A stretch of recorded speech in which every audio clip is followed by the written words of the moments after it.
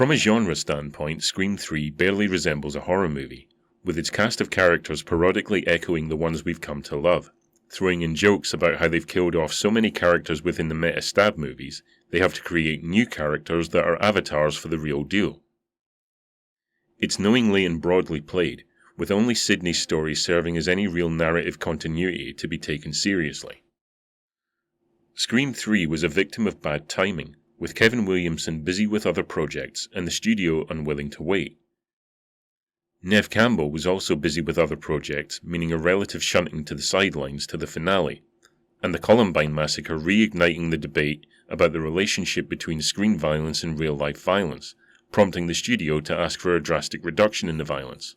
But I think you've really got to get back at the root here, that you've just got a culture of violence, a culture of death that's out here that's grabbing on to these children. That we have there's a cultural ecosystem here too, and it's being absorbed every day. The professor just talked about a cultural ecosystem as well. I think we've got to get at this thing in systemic form and say, what can we do to stop this? We're not helpless. We can organize locally. We can, in our own family, stop our kids from getting to these video games. We can stop and screen the movies. We are not helpless.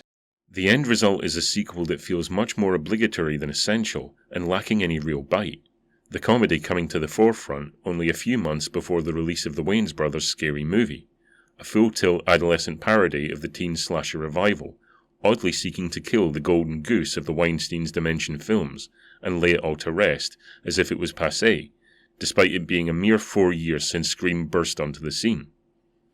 I'm not saying anything against the filmmakers or even the studio. It was feeling like, wow, this town moves fast to recycle what you've done into comedy or farce or whatever.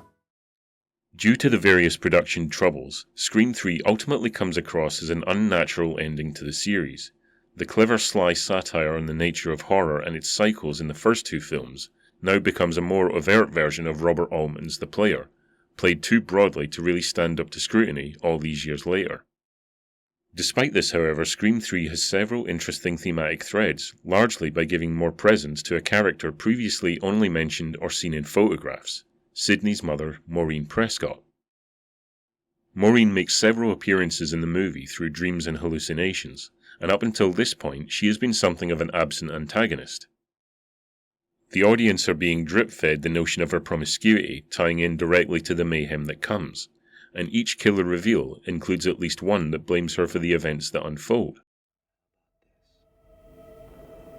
Your slut mother was fucking my father. And she's the reason my mom moved out and abandoned me.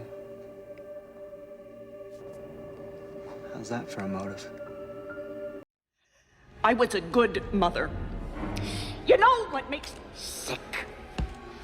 I'm sick to death of people saying that it's all the parents' fault. That it all starts with the family. You want to blame someone, why don't you blame your mother?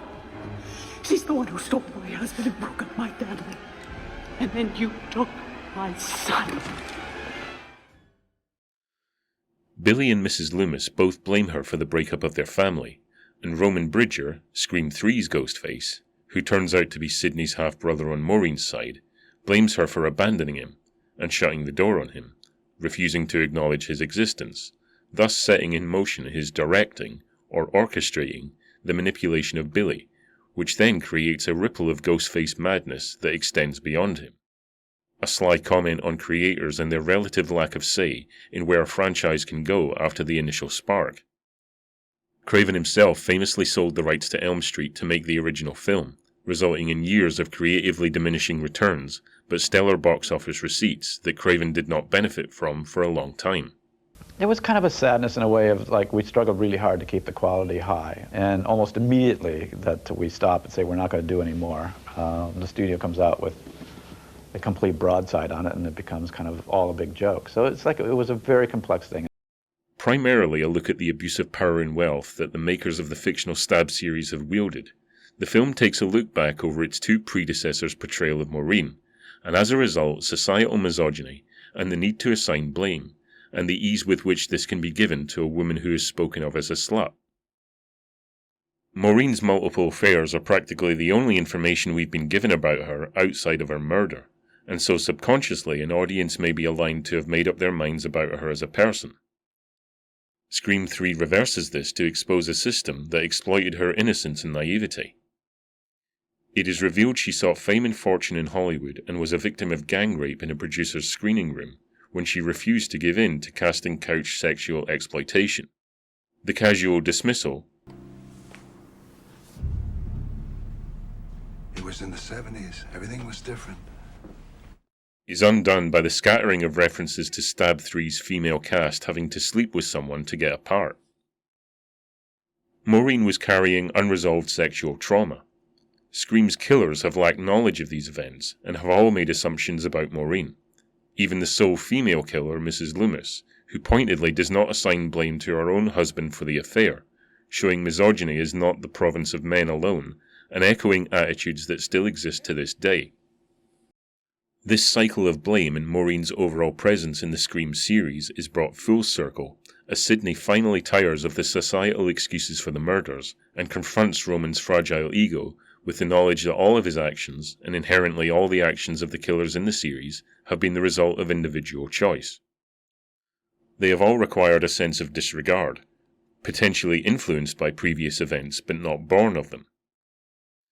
This neatly caps off the trilogy's discussions about cause, influence, blame, and motive.